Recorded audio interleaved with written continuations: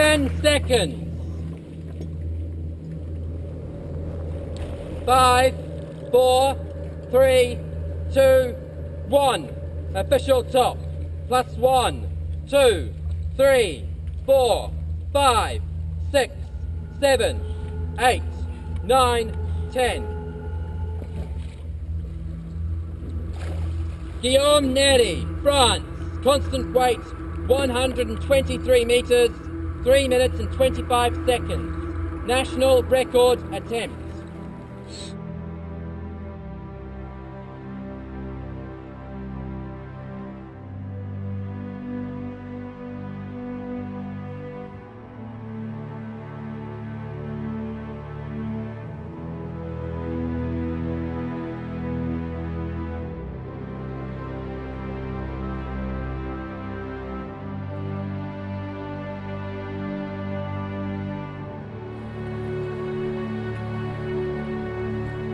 $70 meters.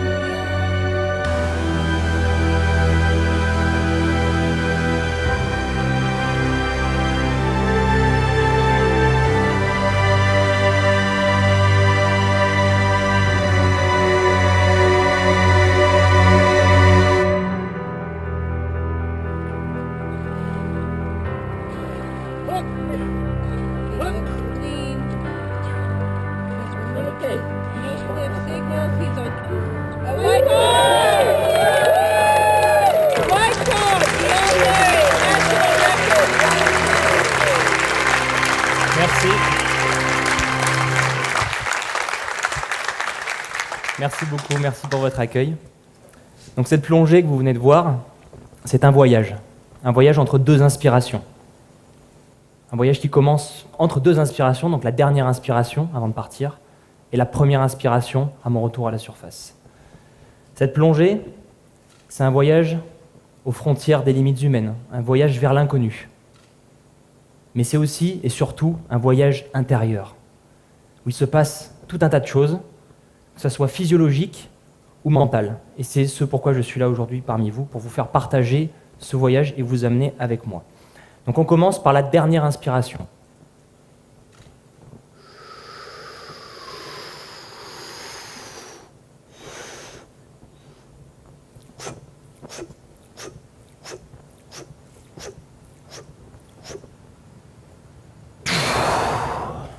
Donc cette dernière inspiration, vous avez vu, elle est lente, elle est profonde, elle est intense. Et je termine même par une manœuvre qu'on appelle la carpe, qui me permet d'emmagasiner 1 à 2 litres d'air en plus dans les poumons, en comprimant cet air-là. Je quitte la surface et j'ai à peu près 10 litres d'air dans les poumons. Je viens de quitter la surface et donc le premier mécanisme se met en marche, le diving reflex. Diving reflex, tout d'abord, c'est le rythme cardiaque qui va chuter. Je vais passer de 60-70 pulsations par minute à 30-40 pulsations par minute, quasiment en quelques secondes, presque instantanément. Deuxième effet, on va avoir une vasoconstriction périphérique, c'est-à-dire qu'on va avoir les flux sanguins qui vont quitter les extrémités du corps pour aller alimenter en priorité les organes nobles, les poumons, le cœur et le cerveau. Ce mécanisme-là, il est inné, je ne le contrôle pas. Et vous, si vous vous mettez dans l'eau, même si vous n'avez jamais mis la tête dans l'eau, vous allez avoir ce même mécanisme qui va se mettre en place. Tous les êtres humains, nous partageons cette même propriété. Et ce qui est extraordinaire, c'est qu'on a en commun ce mécanisme-là avec les mammifères marins. Tous les mammifères marins, les dauphins, les baleines, les otaries, etc.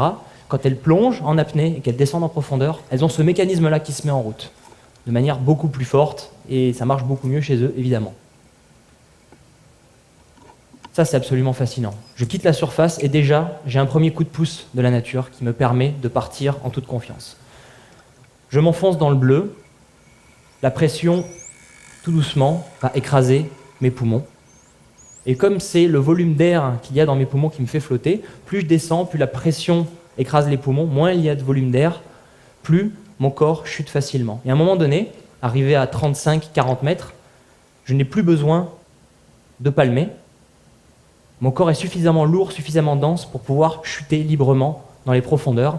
Et on attaque ce qu'on appelle la phase de chute libre. Phase de chute libre, c'est le meilleur moment de la descente. C'est pour ça que je continue à plonger, parce que on se sent aspiré par le fond et on n'a besoin de rien faire. Je descends de 35 mètres à 123 mètres en faisant plus aucun mouvement. Je me laisse happer par la profondeur et j'ai la sensation de voler sous l'eau. C'est complètement hallucinant comme sensation, une sensation de liberté qui est extraordinaire. Et je glisse tout doucement vers le fond. Je passe les 40 mètres, 50 mètres, et entre 50 et 60, deuxième palier physiologique qui intervient. Mes poumons arrivent à leur volume résiduel. Le volume résiduel, c'est le volume théorique au-delà duquel le poumon n'est plus censé pouvoir se comprimer. Et là, deuxième phénomène qui intervient, donc c'est le blood shift. Donc en français, c'est érection pulmonaire. Je préfère blood shift. Donc on va dire le blood shift. Le blood shift, c'est quoi le mécanisme? C'est la paroi des poumons qui va se gorger de sang à cause de la dépression pour pouvoir se rigidifier et protéger toute la cavité thoracique de l'écrasement, pour éviter que les deux surfaces des poumons ne collapsent, se collent, s'affaissent. Et grâce à ce phénomène, qui a aussi en commun avec les mammifères marins, je peux continuer à me plonger. 60 mètres, 70 mètres, je continue de chuter de plus en plus vite, puisque la pression écrase de plus en plus mon corps. Et à partir de 80 mètres, la pression devient vraiment beaucoup plus forte et je commence à la sentir physiquement. Je commence à vraiment sentir l'oppression. Vous voyez à quoi ça ressemble? C'est pas joli, joli, hein. Le diaphragme est complètement rentré, la cage thoracique est rentrée vers l'intérieur. Et là, mentalement, c'est vrai qu'il se passe un truc. On se dit, bon, là, c'est pas très agréable. Qu'est-ce qu'on fait? Alors, si j'ai mes réflexes de terrien, qu'est-ce qu'on fait quand on a une contrainte sur Terre, quand on a quelque chose de pas agréable? On a envie de résister. On se met en opposition, on lutte. Sous l'eau, ça marche pas, ça. Si on fait ça sous l'eau, on risque de se déchirer les poumons, on peut cracher du sang, faire un œdème, et la plongée s'arrête. Pour un certain temps même. Donc ce qu'il faut faire, avec le mental, c'est se dire, la nature est plus forte, l'élément est plus fort que moi. Je laisse l'eau m'écraser. J'accepte cette pression, et je me laisse faire. À ce moment-là, je donne l'information à mon corps, mes poumons, tout se détend, je lâche complètement prise, et je me relâche totalement. Et là, la pression m'écrase, et c'est pas du tout désagréable. Je sens même une sensation de cocon, je me sens même protégé. La plongée peut continuer. 80 mètres, 85 mètres, 90 mètres, 100 mètres. 100 mètres, c'est un chiffre mythique. C'est un chiffre mythique dans tous les sports, c'est un chiffre mythique, natation, athlétisme. Et ben pour nous aussi, pour les apnéistes, c'est un chiffre qui fait rêver tout le monde. Tout le monde veut un jour pouvoir aller à 100 mètres de profondeur. Et c'est un chiffre assez symbolique pour nous parce que les médecins, les physiologistes, dans les années 70, avaient fait leurs calculs.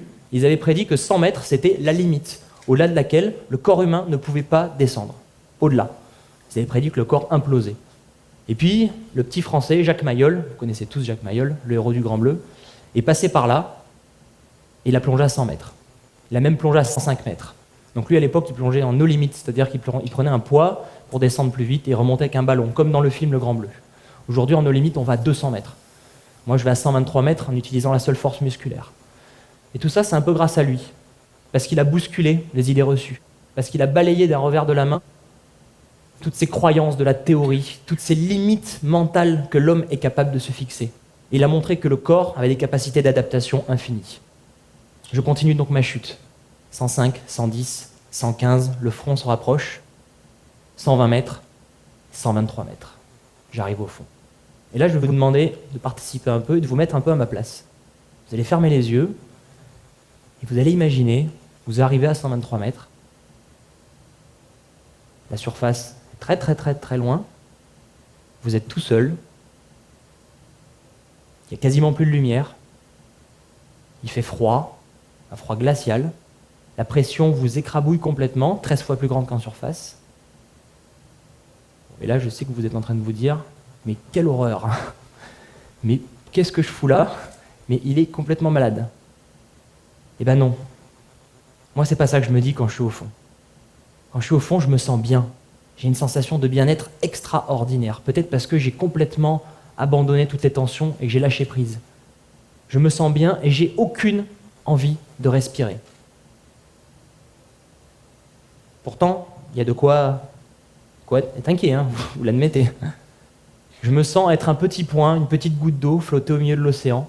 Et à chaque fois, cette image qui me revient en tête, ce pale blue dot, ça veut dire le petit point bleu pâle.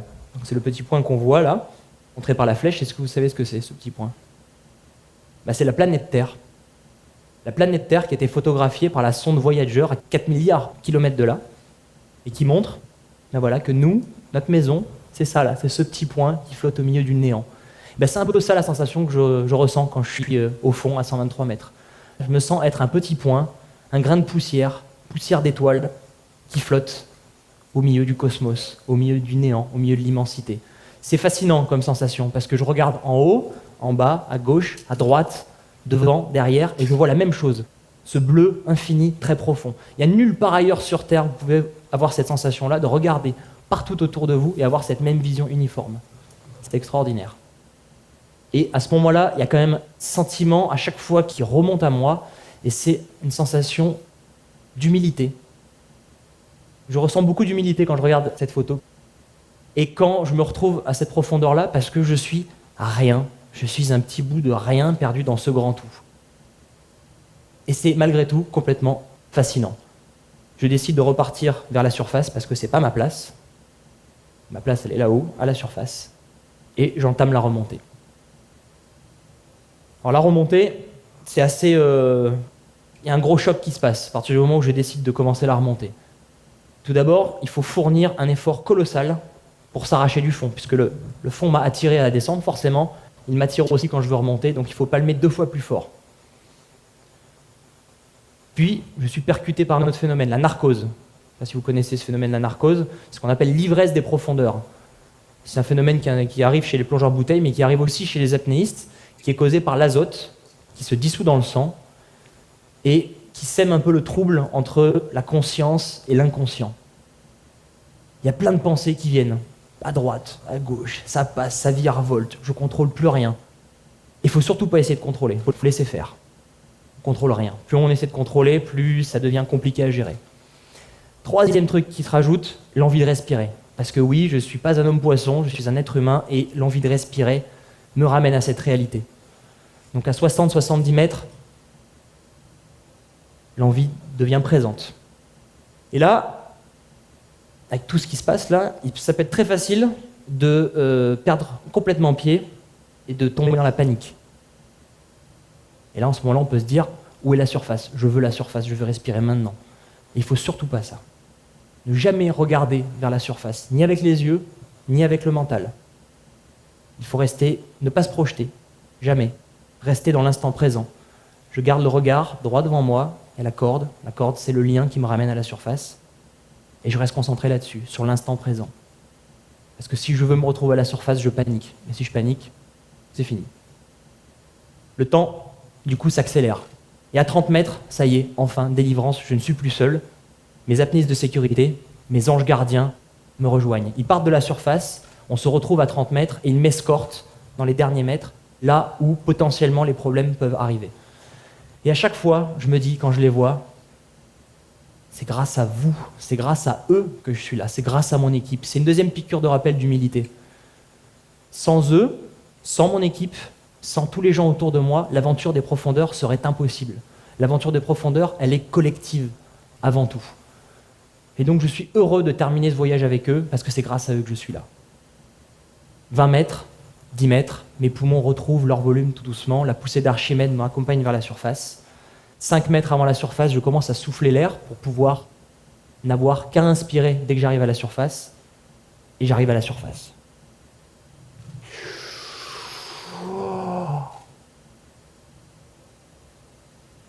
L'air rentre dans mes poumons.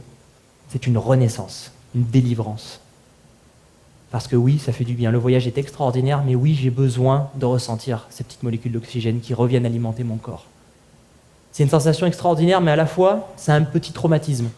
C'est un choc pour les sens. Vous imaginez? Je passe de l'obscurité à la lumière du jour. Je passe du quasi-silence des profondeurs au brouhaha. Au niveau du toucher, je passe d'un toucher velouté, tout doux, de l'eau, à l'air, frotter mon visage. Au niveau du goût, au niveau de l'odorat, il y a cet air qui s'engouffre dans mes poumons. Les poumons se déploient aussi à leur tour. Ils étaient complètement écrasés 1 minute 30 avant, et là ils se déploient. Donc tout ça, ça bouleverse quand même pas mal de choses. Il me faut quelques secondes pour venir à moi, pour être bien présent. Et pourtant, il faut que ça aille vite parce que j'ai les juges en face de moi qui sont là pour valider ma performance. Et je dois leur montrer que je suis en parfaite intégrité physique. Vous avez vu sur la vidéo, je fais ce qu'on appelle le protocole de sortie. À peine je sors de l'eau, j'ai 15 secondes pour enlever mon pince-nez, faire ce signe et dire « I'm OK ». En plus, on me demande d'être bilingue. Après tout ce que je viens de faire, c'est pas sympa. Et une fois que le protocole est fini, j'ai le carton blanc des juges, et là c'est l'explosion de joie, et je peux enfin vraiment profiter de ce qui vient de se passer. Donc le voyage, là que je viens de vous décrire, c'est la version un peu extrême de l'apnée. L'apnée, c'est pas que ça, et c'est loin d'être que ça. Et depuis 2-3 ans, j'ai décidé d'essayer de montrer un autre visage de l'apnée, parce que quand on parle de l'apnée, souvent dans les médias, on parle que des compétitions, on parle des records, et l'apnée, c'est pas que ça. L'apnée, c'est être dans l'eau, c'est être bien dans l'eau, et l'apnée, c'est extrêmement esthétique, c'est très poétique, c'est très artistique. Alors on a décidé avec ma compagne de faire des films pour essayer de montrer un autre visage. Et pour vous donner envie, surtout, d'aller dans l'eau. Alors ces quelques images, je vais vous les montrer, et je vais faire ma conclusion sur ces images. Donc c'est un patchwork de belles images sous l'eau. Et pour vous dire que si vous essayez un jour d'arrêter de respirer, vous allez vous rendre compte qu'arrêter de respirer, c'est aussi arrêter de penser. C'est calmer son mental. Notre mental, au XXIe siècle, il est mis à rude épreuve. On est surmené tout le temps, on pense à 10 000 à l'heure, on est agité en permanence. Et pouvoir se mettre en apnée, c'est, à un moment donné, calmer ce mental. Se mettre en apnée dans l'eau, c'est avoir la chance de goûter à l'apesanteur. Être sous l'eau, flotter, relâcher complètement son corps, toutes les tensions de son corps. C'est le mal du XXIe siècle, hein. On a mal au dos, on a mal à la nuque, on a mal partout, parce qu'on est tout le temps stressé, on est tout le temps en tension. Vous vous mettez dans l'eau, vous vous laissez flotter, comme dans l'espace, et vous vous relâchez complètement. Sensation extraordinaire. Vous vous retrouvez enfin en tête-à-tête avec votre corps et avec votre mental, avec votre esprit. Tout est apaisé, tous ensemble. Être en apnée, apprendre à faire de l'apnée, c'est aussi apprendre à bien respirer. On respire de notre premier souffle à la naissance à notre dernier souffle. L'apnée, ça rythme notre vie. La respiration rythme notre vie. Donc apprendre à mieux respirer, c'est apprendre à mieux vivre. Être en apnée, en mer, sans aller à 100 mètres, aller à 2-3 mètres, mettre un masque, mettre une paire de palmes, c'est aller regarder un autre monde, un autre univers complètement féerique, voir des petits poissons, voir les algues, voir la faune, la flore, et pouvoir observer ça en toute discrétion. Vous glissez sous l'eau, regardez, revenir à la surface, ne laissez aucune trace. C'est une sensation extraordinaire de pouvoir faire corps avec l'élément comme ça. Et si je dois donner vraiment le mot de la fin, faire de l'apnée, se mettre dans l'eau, retrouver ce milieu aquatique, c'est se reconnecter. Vous l'avez vu dans la présentation, j'ai beaucoup parlé de cette mémoire du corps qui date de millions d'années, de nos origines aquatiques. Le jour où vous replongerez dans l'eau, vous vous mettrez en apnée pour quelques secondes, vous vous reconnecterez à ces origines-là. Et je vous garantis que c'est absolument magique. Donc je vous encourage à essayer. Merci.